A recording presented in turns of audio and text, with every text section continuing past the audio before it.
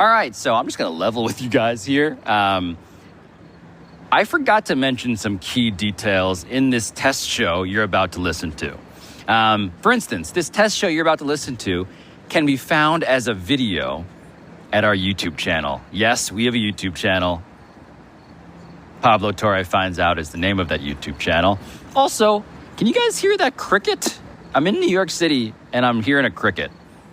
My building maybe has crickets now. Also, we have a podcast feed. You can guess what the name is. We're our own feed. Exclusive stuff is going to pop up there starting on September 5th when we launch for real. Until then, we're going to be trying stuff kind of like me standing on a sidewalk in front of my building, talking into my cell phone like a crazy person. Enjoy. For the first time in my life over the last 4 years, our daily content load has me in a place where I'm an old man. I don't have the stamina that I used to for this thing, so that even though I'm doing something that has a great deal of enthusiasm for me, I'm like fucking dead at the end of the day. And I was wondering if you, doing everything you're doing now, have noticed any stamina issues because of how much you're doing and how little no you say. Oh, God. Dan, I'm 36 weeks pregnant. I'm fucking tired all the time. What do you want me to say? I mean, I get tired on Saturday. I literally had nothing to do. Well, I guess I was watching preseason football all day. That was something. So you were in Nirvana, in other words. Yeah. No, I feel good. It's good to see you. I feel animated. I'm excited to talk about these things. Disagree on the good to see you because I'm looking at our video layout for those people who are only listening on podcasts. And Dan has the big screen. This is my show. And still at this company, Dan must have the big screen. It's in my contract. It's in the Metal Arc founding document. Take that poll. Set up jokes that maybe we don't want to tell based on one of the topics today, which is sort of weight. I don't know if we want to start with that one though, or wait. No, we should wait to do weight, and we should probably get going.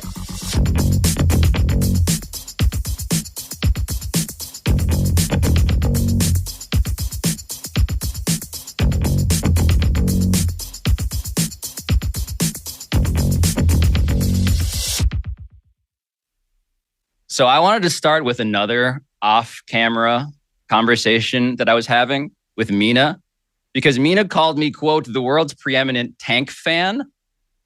And I just want to object to this label because it makes me sound like I have a fetish for tank jobs. And I don't. I don't have a TJ fetish. What I have is an appreciation for incentives, Dan. I have an appreciation for when it is clearly the right move for a team, for an organization like the Arizona Cardinals, which feels like, by the way, maybe the number one story that no one is talking about this NFL season, when it's obvious that that team should embark on maybe the most unapologetic tank job, the most obvious tank job in NFL history, which means, by the way, that their new head coach, Jonathan Gannon, cannot simply say, hey, I know we suck. I know that Caleb Williams from USC is the closest thing to Patrick Mahomes since Patrick Mahomes, the kind of singular franchise-saving superstar that justifies us losing as many games as we can to get the number one overall pick. He has to say stuff like this in response to questions. Well, I'm not going to name a starter because I think it's a competitive advantage for us going to Washington, but we'll know who the starter is. Yeah, and when it's clear, by the way, that the options for that starter are either Clayton Tune, who is the rookie Mina, the 5th-round draft pick they took, or Josh Dobbs, who joined the team less than a week ago, has not taken a single rep in the postseason, a snap in the postseason or in training camp. You then get questions that are like this. It's not ideal if Dobbs ends up being your guy for whatever reasons, that you'd start a season without a guy who's taking a snap or you in a preseason game or training camp. How can it work if that ends up being the case? I trust in what we're doing is to be the best thing for the team. That's how it would work. So this is obviously humiliating, right? But this is also precisely what he has to do. Mina, this is what Jonathan Gannon has to do. He cannot admit that he's tanking. The first rule of Tank Club is that you never talk about Tank Club. He has to play dumb and only express the truth through how depressed he is in his vocal tone. The rare white tank commander, by the way, in the NFL. I just want to point that out. That's a whole other conversation. I find this story fascinating because while this is hardly the first example of an NFL team doing an egregious tank, this might be one of the most egregious I've ever seen. And it raises questions to me. It was already egregious. I mean, going back to the draft when the Cardinals traded their first-round draft pick to Houston, a move that I applauded because of the return they got in the future. I thought it was a major win for Arizona. That pick, combined with their own pick, is going to be outrageously valuable. But I think it raises questions about a couple things. In the NFL, does it work? Which I really think it's worth getting into because tanking in general, you're saying, does tanking work? There's a lot of examples in recent NFL history of teams trying to do this and failing. Most recently, the Houston Texans, who I alluded to, who their former head coach, Lovie Smith, who did not embrace the tank commander job, committed the cardinal sin of winning that final game. I see what you did there. Handing that first pick to his old team, Chicago. But, I think about New York was in position. The Jets were in position to get Trevor Lawrence. They won too much at the end. A lot of times because the NFL is so crazy and because games are so unpredictable and so many teams end up being worse than you think, you can go into a season with a clear intention to not win and still not win enough. So there's that side of things. And then there's the other side, which is managing this, both from a fan base perspective, internally, trying to keep things from totally spinning off the rails. It's not easy. And a lot of coaches have pushed back on it, Miami being an example. So I just want to say, like, Arizona, what they're doing is very obvious, but the sort of distance they have to travel to get from point A to Caleb Williams is not an easy road.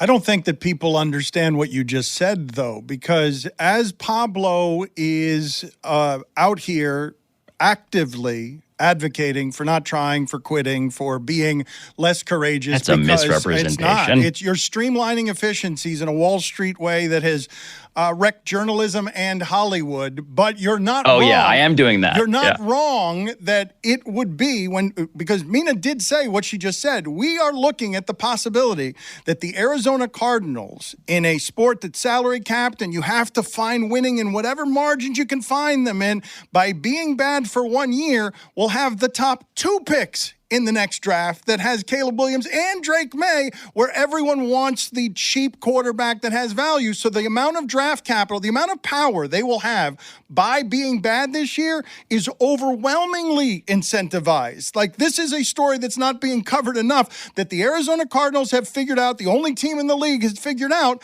wait a minute, we can game this system by getting value at quarterback and having a ton of draft picks by having the top 2 next year if we're bad and if Houston is bad. And you can't trust Houston to be bad because I only know the name David Culley because he won more than he was supposed to when he was handed a failure. Brian Flores also won more than he was supposed to when Dominique Foxworth was out here saying that it was unethical for the Dolphins to field a moral stain. Yes, a moral stain that they would get physically trampled. What are your thoughts on what they're doing in Miami? It's unethical and morally reprehensible as far as I'm concerned. If you're bad for 1 year and you get the top 2 picks, I think most franchises that don't have a quarterback would want to do that, but they also have a quarterback. They also have nothing else but Kyler Murray, which I assume also has value. Well, Kyler Murray, who tore his ACL, right, like there is this question of, like, are they just giving up on him entirely? Is Caleb Williams really that good? The consensus seems to be Caleb Williams is really that good. Kyler Murray, not good enough. And what Mina is saying there too, I want to clarify, is that it's really hard to be as bad as you think you should be in the NFL, a sport where the ball is fucking oblong. Like, it's a small sample size. Stuff happens. You can't tell these guys to lose, as much as I am now casting the role of Wall Street villain, even though what I'm really doing is saying, you gave me these rules. These rules may be unethical. Change them, by the way. Side note, this is the real me talking. Change the rules. Tanking can be a moral stain. I understand the argument. But if you're going to set teams up to do what's best for them organizationally, then yeah, go get Caleb Williams and make sure, all of this is redounding to my larger point, make sure that you're actually as bad as you want to be. Go Dennis Rodman on this. Be as bad as you want to be. Otherwise, the worst thing, Mina, the worst thing is what I've learned in the NBA and every other sport, is to just be mediocre, in which case you get none of the things you thought you wanted. A thought just occurred to me. Did Dominique Foxworth cost the Dolphins Joe Burrow single-handedly with his plea for ethics? Yeah. He might have. Okay. Put yourself in the shoes of a Cardinals fan. You want to lose. You don't want to win 3, 4, 5 games. You want to lose at an all-time rate. You want that pick. You want those 2 picks. This is, we can talk about, I find the kind of ethics thing, I don't agree with Dominique. It's a rare case because no one is saying the players are tanking, although I think with coaches, it gets a little bit hairier when it comes to personnel decisions. Organizations tank. We know this. Everybody agrees on this. This is not controversial. Mm-hmm. Players do the best they can. They're given shots. There are guys who are being given opportunities, the quarterbacks in Arizona, that they would not otherwise be given opportunities. Yes, Josh Dobbs. I do not find that unethical, personally. So it's funny, though, Mina. It is funny to say that you are so terrible at football that playing you is unethical. That does make me laugh a little bit because you're really being charitable towards guys that are only getting a shot that they would not get otherwise. Well, it's like cutting Colt McCoy was evidence of how bad they want to be, which is just a remarkable sentence, by the way. I did think, I said this on the show earlier this week, I did think that usually playing Colt McCoy is something that was evidence of tanking. Yes. The idea that getting rid of him would reveal to all of us, oh, wait a minute, the Cardinals over-under on 4.5 wins this season might be too high because of how blatant they're being here, which is uncommonly blatant for this sport. I have no problem with what the Cardinals are doing. I think their fans should be. I mean, it was a bit trollish of me, but I had to pick them as one of my draft winners. It was clearly the right thing for them to do, to trade that pick and get that haul, and it was a win. And, I don't think this is an example of like, oh man, the nerds are taking over football and, you're playing with spreadsheets. No, it's the right, you're going to be bad, so be bad. I just keep going back to the fact that it is unpredictable in football, and that's where I want to introduce the wild card of this all, and you alluded to this, Pablo, which is the Cardinals have a quarterback who has been good, is currently on the PUP list, and is going to want to return at some point to remind people that he doesn't suck, and his incentives might be in conflict with the organization's.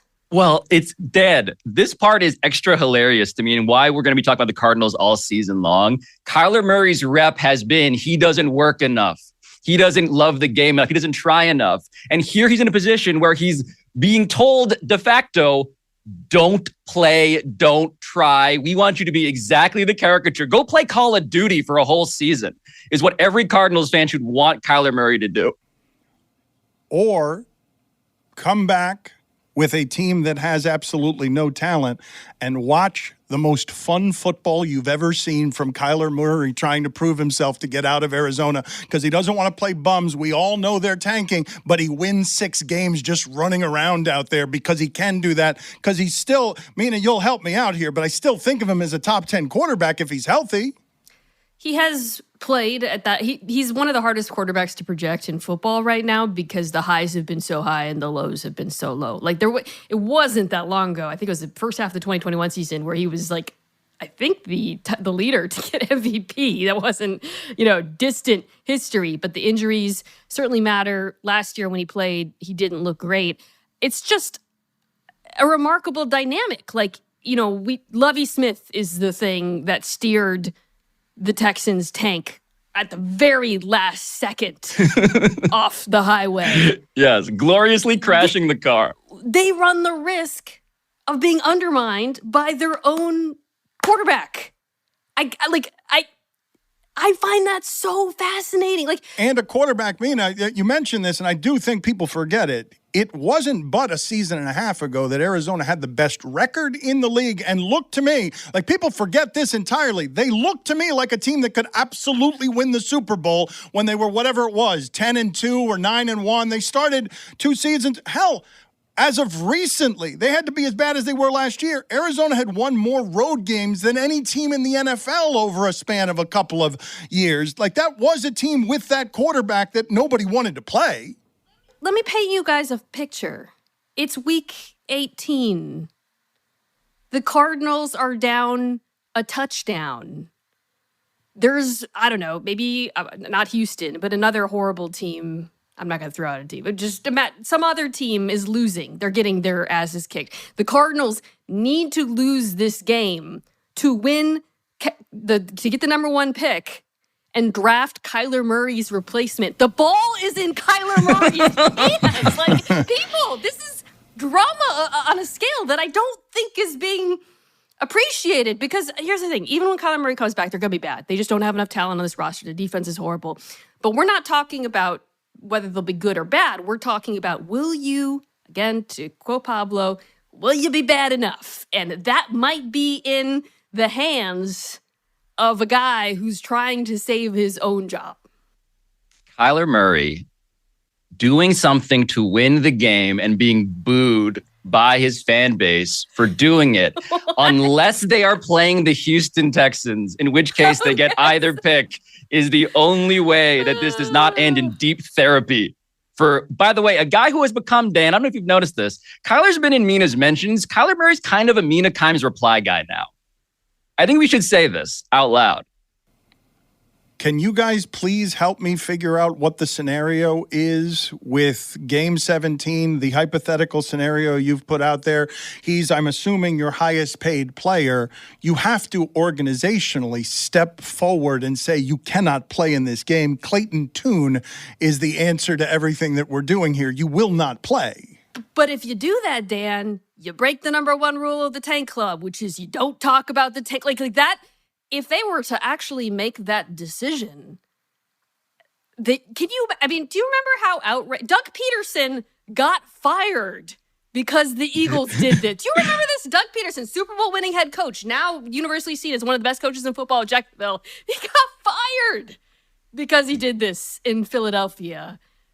The good news is that I just looked it up. Call of Duty Modern Warfare 3 will be released on November 10th, 2023. So if that game's good enough, you might get Caleb Williams.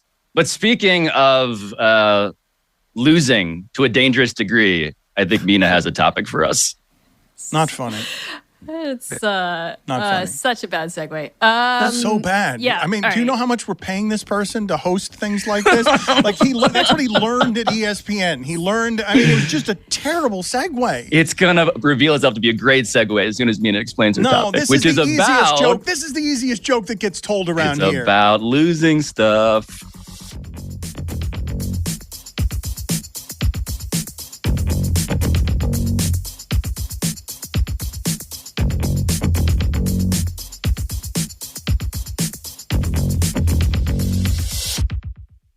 The subject that I am bringing up for today's show, my obsession, last time we spoke, it was artificial intelligence.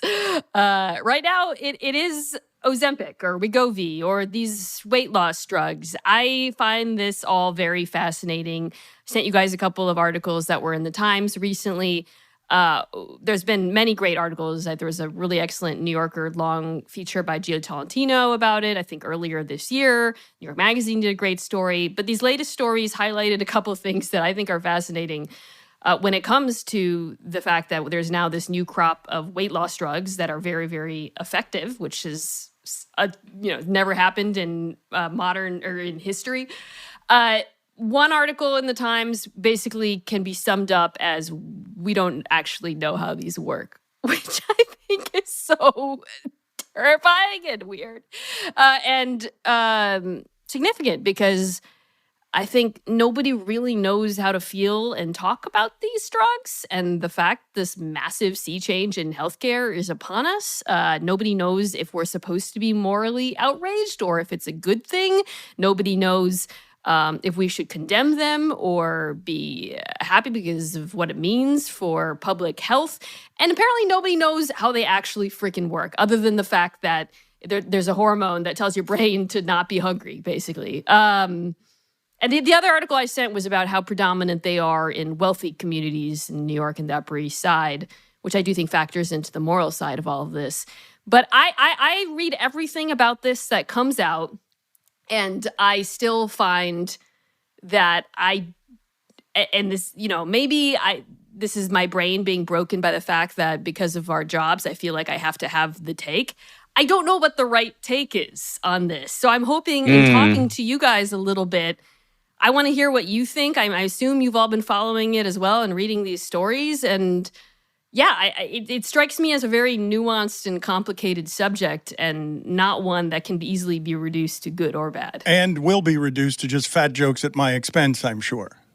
Well, hold on. But I do want to set this up before we get, because I think we should, again, there's just so many puns here, jokes, but like we should look in the mirror at ourselves and be uncomfortable about this. But I do want to set up the story a bit more, Dan, because the big revelation here scientifically is that losing weight is not just a matter of willpower anymore. Like that was the conventional wisdom across science and across society, was that obesity was because you didn't try enough. You didn't have enough Mamba mentality. And so there was shame because there was no other scientific solution to losing weight. And now Wegovy, Ozempic, Wegovy is the drug that might be surpassing Ozempic now in popularity even. The median weight loss experience, per these articles that Mina sent, it's about 15%. And so this is revelatory. Like doctors are saying, like this has radically changed how we think about just the concept of what being obese is. And so too has it landed heavily with me and Mina as we do jokes still while trying to talk about how we shouldn't do jokes anymore. We're paying for these jokes. This is Pablo Torre. That segue in those jokes probably cost us hundreds of thousands of dollars as a company. But I feel bad about it. I feel bad, Dan, and I'm wondering in a real way, absent any of the wordplay, I think Mina and I are both curious, like, how does a story like this strike you as we've been striking you for, the jokes that you've been making? This is the greatest insecurity of my life. It has been since 6th grade when I had a puka shell necklace and a double chin, and I still think of that photo as a kid who did not have a lot of confidence. I thought my shirt was also a velour that was burgundy colored. It's an image seared in my 6th grade brain because I've always been a fat kid. And when you mention the idea of willpower, I also have not just a thyroid condition, but when I exercise, my body doesn't make a distinction between the cortisol release that you would get from being chased by a bear. So the last year of my life, I've inflated and swollen, even though I eat according to blood allergies. I eat only a handful of ingredients. I know exactly how to eat, how to exercise. And I didn't have to read those articles because my endocrinologist and another doctor have both offered those things as a solution. Would you like to, and recommended it. This is perfect for you. An injection that will curtail your appetite. And I'm like, my appetite's not a problem. What I need is something that allows my metabolism to work correctly. And they're like, no side effects. And it's just an injection. It's been recommended to me twice. And I'm scared because when it was recommended to me 10 years ago, just take some human growth hormone. The only side effect was if you have an unknown tumor, it's going to grow much faster in your body. And I'm like, no thanks, I'm not going to do hormones. But now they're telling me no side effects. They're not telling me we don't know what this does or how it works. They're telling me use this, it's no problem, it'll kill your appetite, period. Beyond like so there's the aspect of this that's personal for you. You're actually trying to figure out if you're willing to do this and how it might affect you and the uncertainty that comes with that. Dan, like you just told a story about how you are very acutely aware from personal experience of how weight in this world weight gain, obesity, etc., are heavily stigmatized contrary to scientific evidence. And this has been the story for years. This is, in fact, why I've been reading some of these articles. It took so long for these drugs to be developed and come out because doctors were like, no, it's a willpower thing. And scientists were like, no, we have evidence.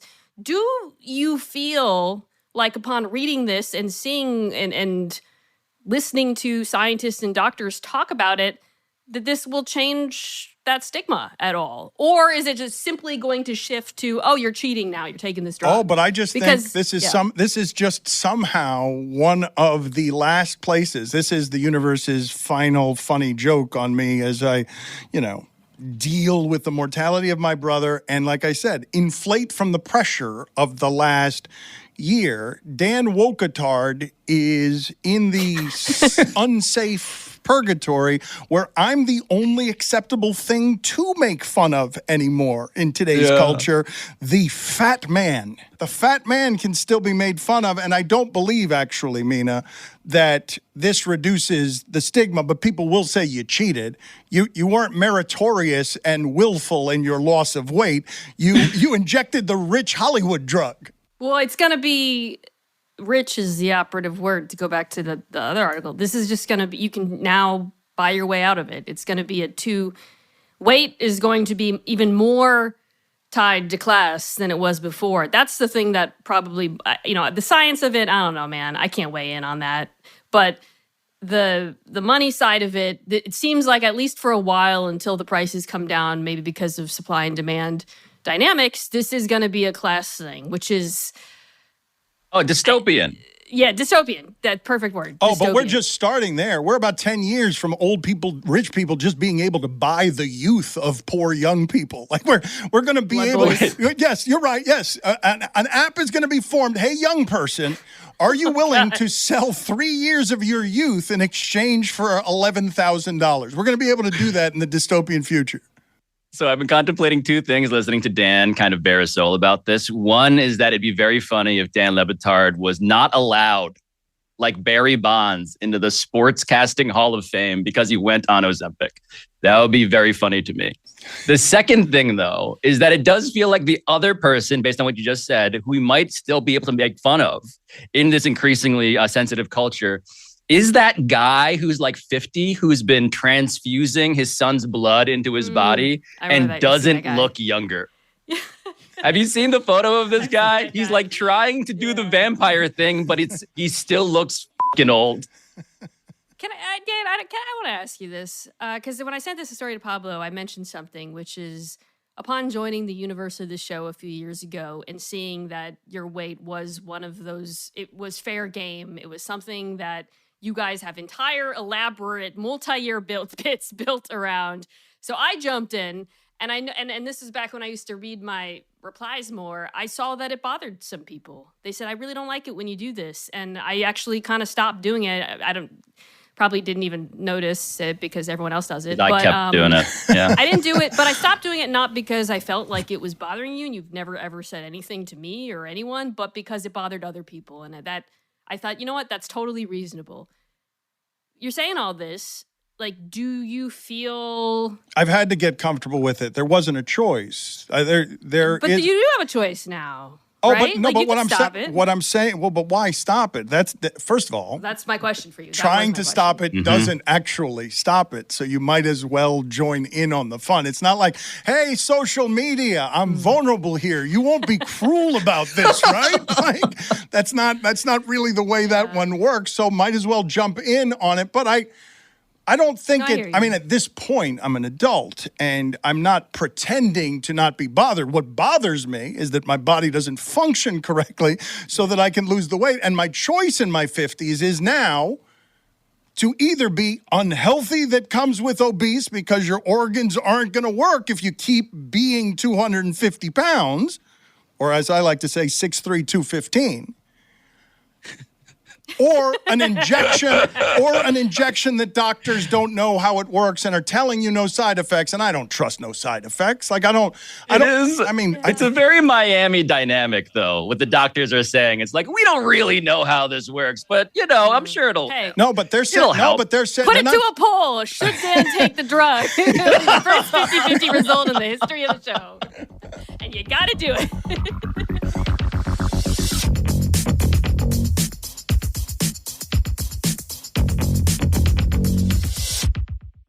I see you clearly, so when one of you wants to talk, like, it's not that hard to see if you've got something pretty good. Damn good job of not interrupting each other, I gotta say.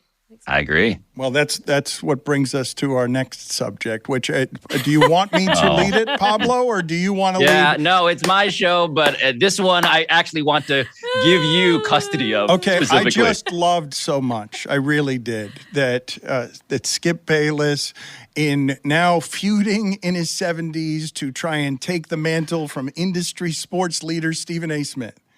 20 years, they've dominated debate culture and really changed the face of the sports media critic, and in debating everything, created an acid of cruelty around the way we treat athletes, because it's all entertainment and we say nasty things and it's all sports radio and it's all supposed to be content. And Skip Bayless is trying to keep up with changing times in his 70s by opening the gates of hell to three generations of this is the loudest black guy who played football during his generation. 3 generations of it. Michael Irvin, Keyshawn Johnson, and Richard Sherman. And of course, when they get together, because they all want to be throwing the damn ball, all of them are talking at the same time, and Skip Bayless shrinks to the size of a postage stamp on his own show, because how the hell are you going to get in the way of those 3 personalities? And I'm just really enjoying the idea that Skip Bayless's last evolution is, all right, bleep it. Let's let everyone have at it on my show. I'm going to allow Richard Sherman, Michael Irvin, and Keyshawn Johnson to debate me for the remainder of my career. That, again, I will say, I don't mean this as ageism. He's 70 years old. This is not the game for 70-year-olds, but he's going to try it with 3 different really cartoonish loud guys. We need to play a sample of this because Dan poetically described it, but we should just snort this. Learn to catch this ball in your body. Right. So in your hands, you tighten up, ball goes through you. Or you tighten up, ball hits the ground. That's the worst advice I've ever heard for a receiver. Don't catch it with your hands, catch it with your body. How you gonna tell me that's the worst advice? I'm only one of the best to ever do it at playing that game. What I'm saying is, I don't know how you can tell me catch it with your body and not your hands. It led to championships on every level. What I'm talking about doing, I won championships on every level doing. I don't know how you're going to say that's bad advice. How is that bad advice? I mean, you'll notice 0 words spoken by Skip Bayless in what is actually a representative clip from the many clips we had to choose from. You know the Christmas episode of The Bear? The Feast of the Fishes or whatever? That's Don't throw that fork. Watching these clips, that's how I feel. There's so many questions that come out of this. One is, do you think Skip Bayless feels that he's made the right decision, consigning himself to the life that Dan described? Second is this good television? That I think is interesting because, Dan, I've seen some of your criticisms of debate shows and debate culture, and I think that there's the thing that I find very hard to parse personally is this good television? Is it good television or bad television? What makes good and bad television in the argument format? The ratings kind of speak for themselves with some of these shows.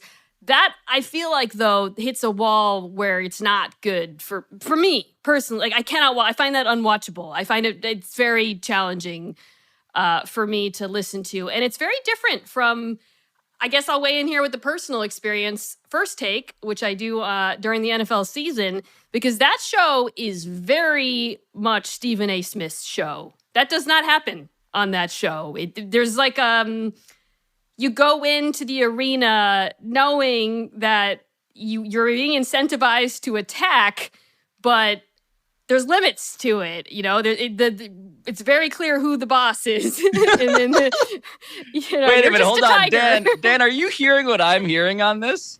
I mean, Mina she's not speaking between the lines. That wouldn't happen on Stephen A. Smith's show. But also what wouldn't happen is he wouldn't have 3 personalities bigger than him on his own show. Like, because if I were to uncage Richard Sherman, Keyshawn Johnson, and Michael Irvin trying to make a statement in front of the lights on any unsuspecting host throughout the history of time, they would all have trouble containing whatever that became.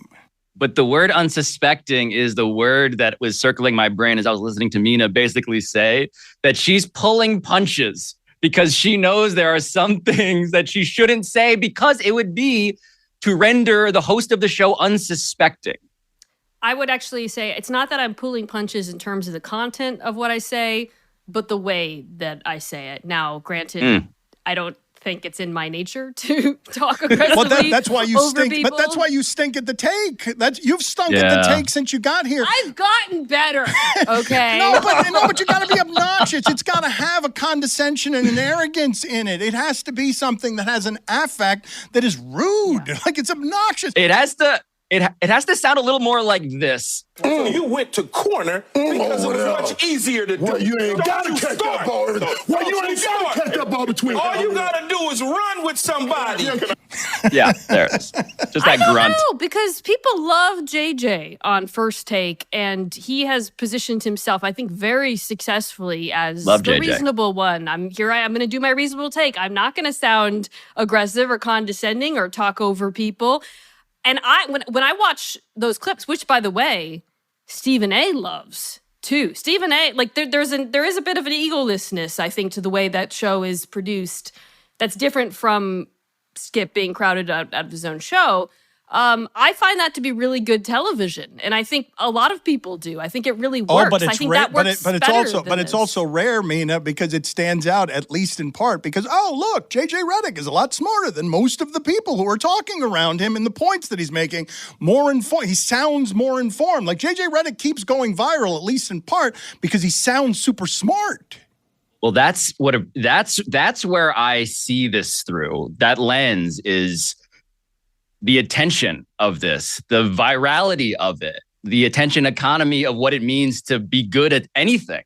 Because when you get a clip, and I want to play one more clip here, the clip where Skip Bayless kind of forlornly has to just acknowledge that he doesn't even have the oxygen on his own show to be Skip Bayless. Here's my problem. All year long, they did not have a closer. I don't know how closely you watch their games, but we don't have time because you guys talk too much, and so I can't. I've run out of time here. I did. Yes, you talk too much. Just like that part is funny and it goes viral in part because it feels like Skip Bayless is not in on this.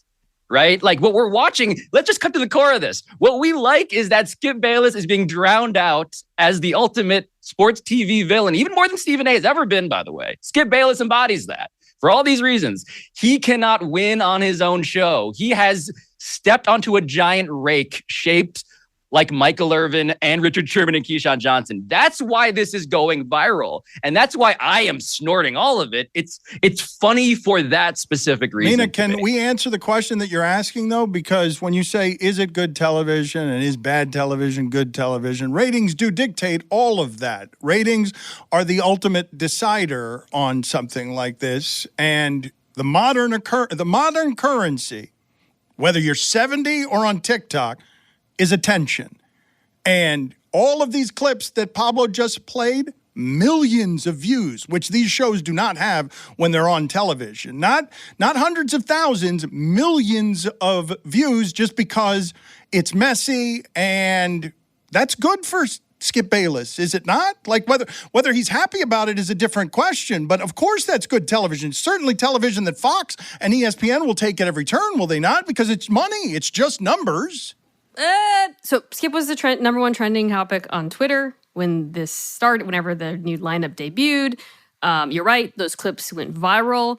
I think he is undoubtedly a short-term winner because attention in our industry is absolutely a barometer of success, but whether it's sustainable will determine whether or not this is actually successful. I mean, first of all, not to be like a industry analyst, but like Shannon Sharpe hasn't made his debut on First Take, right? And I think Pablo's point was really astute, which is these all went viral not because of the content of what people were saying or because people enjoyed it, but because everybody loved watching Skip be humiliated or whatever. Yeah, but Floyd Mayweather is one of the great businessmen of our time just because people would tune in to watch him get knocked out. Like, I can't believe that there is an evolution for Skip Bayless at the age of 70 in a game this competitive. But if he's willing to accept, all right, I'll be the fool, that's a great evolution. I just don't think he would ever accept that. It feels short-term to me. I feel like if they're to have any success, you'd have to have, like Richard Sherman break out as a voice that people want to hear, or more like interesting debates. That particular dynamic that you are both literally reveling in, that doesn't feel like something that is going to go viral every week and get that kind of attention. It felt like this is novel. Have you not watched Michael Irvin on television? Never plays. You don't think Michael Irvin on television, who multiple times I have thought to myself, I don't know if this is cocaine, but there is cocaine in his past that wouldn't make it an unreasonable leap to say this person behaving at this rate of speed is really amped up and always, I think, Mina, always good television. I don't think. Yeah. I think Michael Irvin's better at television than all three of us. Well, he's great at television. But Dan, you covered Michael Irvin. Like, on some level, did you foresee? I want to ask you this question because you had a front. Yes, it was obvious when he was 18. He was the most charismatic player on all of those University of Miami teams that ended up having a personality type that the country embraced because it was loud, obnoxious, fun, ridiculous. Let's just be very honest about what's happening. Michael Irvin has been plugged in to like every conceivable talk show format because someone out there is like, we need him to make this sound at us. So you went to corner because it was much easier. The excerpts from that show sound like when you play like Pink Floyd backwards looking for signs for the devil or something. It is absolutely what echoes and sounds like the sound made by something crawling the walls of hell. Absolutely. You don't think it's sustainable. That's what it is that you're arguing. I don't think I don't think that's going to continue getting this level of attention. They have to do other things. I do not underestimate these gentlemen's ability to find other ways to get attention, though, Dan. So I just meant that particular dynamic. It's like watching, like a dog walk on its legs. You're like, whoa, haven't seen that before. That's what it felt like watching Skip Bayless be quiet. It's back legs, you meant, right? Because all I've seen is dogs walk on their legs.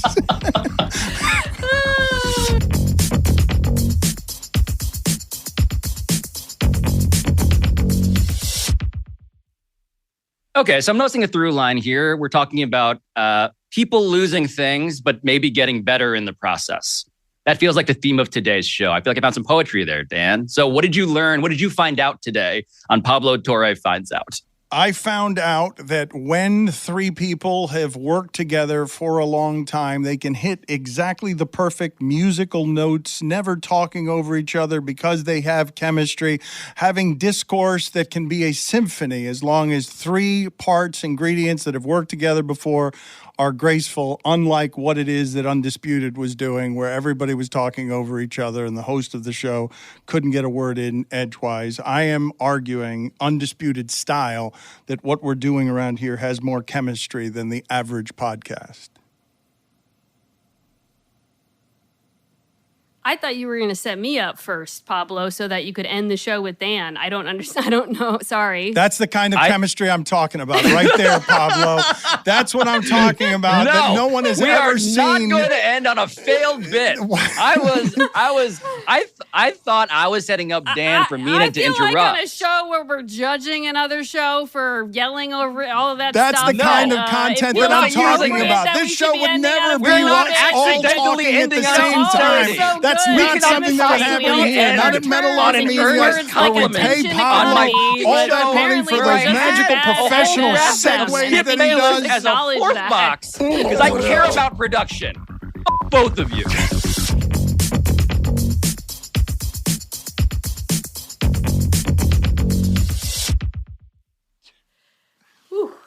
Sweating balls.